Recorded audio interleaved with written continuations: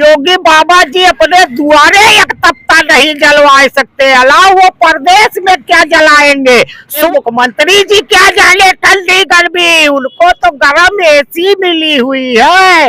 ये तो आप कह रहे हैं, क्या माहौल क्षेत्र में है, ये तो आप कुछ बताएंगे कि क्षेत्र में क्या माहौल है इसको लेकर। माहौल महंगाई, बेरोजगारी, भ्रष्टाचार, छुट्टा जानवर से लोगों में त्राही त्राही मची।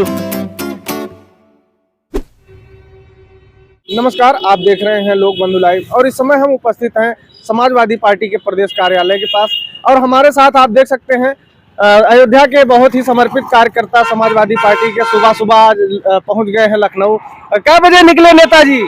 हम भैया अयोध्या से सुबह 6 बजे निकले हैं। भीषण कोहरा पड़ रही थी, शीतलहर थी जी। कैसे? अरे ठंडी बहुत है, कहीं हाथ वहां सेकने को मिला कि सब ऐसे ही चले आए हैं?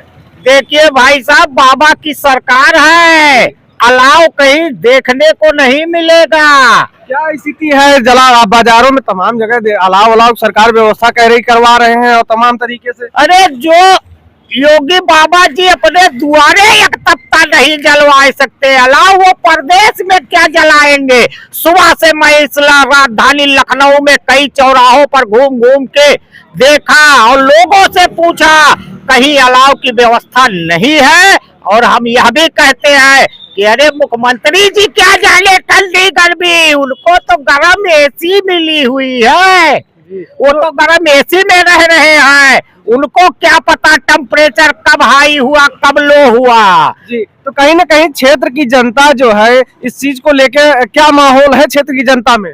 देखिए, इस समय भीषण ठंड में अभी हमने अयोध्या में कई चौराहों पर समाजवादी अलाव, हमारे राष्ट्रीय अध्यक्ष जी का आदेश भी है और हमने अयोध्या में कई चौराहों पर अलाव की व्यवस्था भी कराई, जलवाया भी और लोगों ने हमारे राष्ट्रीय अध्यक्ष जी की सराहना भी की है अलाव को लेकर। और हम यही कहते हैं कि माननीय उत्तर प्रदेश के मुख्यमंत्री जी, आप एक बार गरम एसी छोड़ के बाहर निकलिए, अपने घर के पास निकलिए और देखिए टेम्परेचर कितना गिरा हुआ है, लोग किस तरह से रात गुजार रहे, दिन गुजार रहे, चौराहे पर घूम रहे हैं। जी, जैसा कि अयोध्या के मान लीजिए, ये तो देश का जो प्रदेश का टेम्परेचर है वो तो बहुत ही गिरा हुआ है। अब इतनी कड़ाके की ठंड हो रही है, तमाम तरीके से आम जनमानस कहीं ना कहीं इससे प्रभावित है। और अभी आप राजनीतिक टेम्परेचर क्या हाल चाल है प्रदेश में? राजनीतिक टेम्परेचर तो वही है कि पीडीए ने ठाना है, भाजपा सरकार को भगाना है। ये तो आप कह रहे हैं, क्या माहौल क्षेत्र में है, ये तो आप कुछ बताएंगे कि क्षेत्र में क्या माहौल है इसको लेकर। माहौल महंगाई, बेरोजगारी, भ्रष्टाचार, छुट्टा जानवर से लोगों में त्राही त्राही मची हुई है और जिस तरीके से जनता विवश है, परेशान है, ये इनको जल्द से जल्द भगाने का काम जनता करने जा रही है। और अभी आपके यहाँ, आप जैसा कि अयोध्या से आप भी बिलोंग करते हैं, अयोध्या से संबंधित है, आपके यहाँ मिल्कीपुर विधानसभा सीट पर उपचुनाव होना है और उपचुनाव की कमान सूबे के मुख्यमंत्री और सूबे के मुखिया योगी आदित्यनाथ जी ने संभाला हुआ है। ऐसे में आप अपनी पार्टी और की क्या स्थिति देख रहे हैं? क्षेत्र में चुनावी माहौल क्या है, तो जरा सा हम लोगों को। माहौल तो इसी से पता लग जा रहा है, जो बार बार मुख्यमंत्री जी का हर चौथे दिन कार्यक्रम लग रहा है।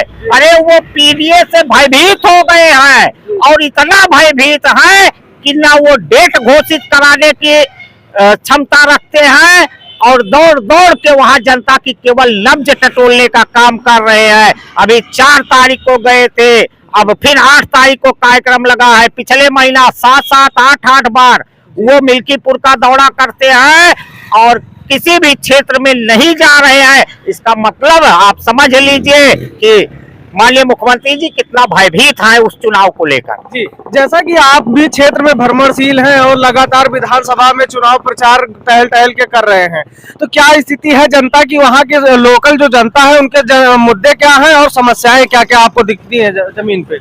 जमीन पे सबसे पहले तो छुट्टा जानवर से लोग तबाह है जी। चाहे वो किसान हो या कोई भी वर्ग हो जो छोटी छोटी खेती किए हैं, कोई साग सब्जी हो रहा, कुछ हो रहा है, रात में उनको छुट्टा जानवर चट कर जा रहे हैं। और अगर वो धोखे से रात में अकेले चले गए तो छुट्टा जानवर उनको चट कर दे रहे हैं, मार डाल रहे हैं। कम से कम 200-250 आज 10 साल में हत्याएं हो गए, समझ लीजिए छुट्टा जानवर से हत्या हुई है, और आज तक उनको कोई ना मुआवजा मिला, ना उस परिवार को कोई आज तक हालचाल लेने गया, ना कोई सुविधा मिली। हम तो सरकार से यही मांग करते हैं कि जल्द से जल्द अच्छी गौशालाओं की व्यवस्था कराई जाए और छुट्टा जानवरों की तत्काल व्यवस्था कराई जाए, नहीं तो यही अन्नदाता भाजपा का पूर्ण रूप से प्रदेश में सफाया कर देंगे। जी, जैसा कि अभी जो है तमाम जो चाहे राजनीतिक पार्टियां हैं, छोटी छोटी कवायद के जो कि अभी आपके यहाँ सुबह सपा के जो प्रदेश अध्यक्ष है ओम प्रकाश राजभर भी वहाँ पे जुटे हुए हैं अपनी राजनीति को चमकाने के लिए, इसको आप किस प्रकार देखते हैं? अभी उनका कार्यक्रम 4-5 दिन पहले ही हुआ मिल्कीपुर विधानसभा क्षेत्र में।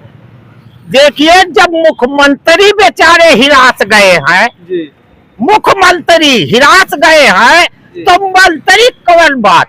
अरे डेली 8-8 गाड़ियां 10-10 गाड़ियां मंत्रियों की जगह जगह चप्पा चप्पा छान रही है, लेकिन मंत्री भी क्या करे, यहाँ से विवश है, जाते हैं गांव के बाहर से निकल जाते हैं। अभी मैंने परसों देखा एक मंत्री जी गए और एक गांव में हले, तो गांव वाले इकट्ठा होकर मंत्री जी से केवल एक क्वेश्चन किए कि क्या मंत्री जी आप वादा करेंगे कल से हमारे गांव में या खेत में जानवर नहीं हलेगा?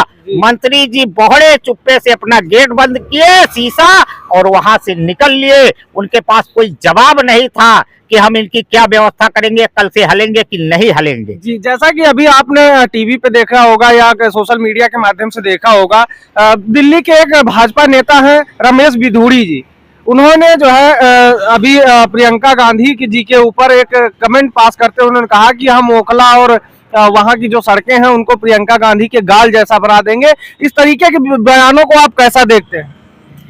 देखिए, ये हम यही कहेंगे कि जो सबसे बड़ी तुच्छ राजनीति करते हैं उनकी भाषा ऐसी होती है, क्योंकि वो हाईलाइट होना चाहते हैं, चमकना चाहते हैं, और वो केवल अपने चमकने के लिए अपशब्द का प्रयोग करते हैं।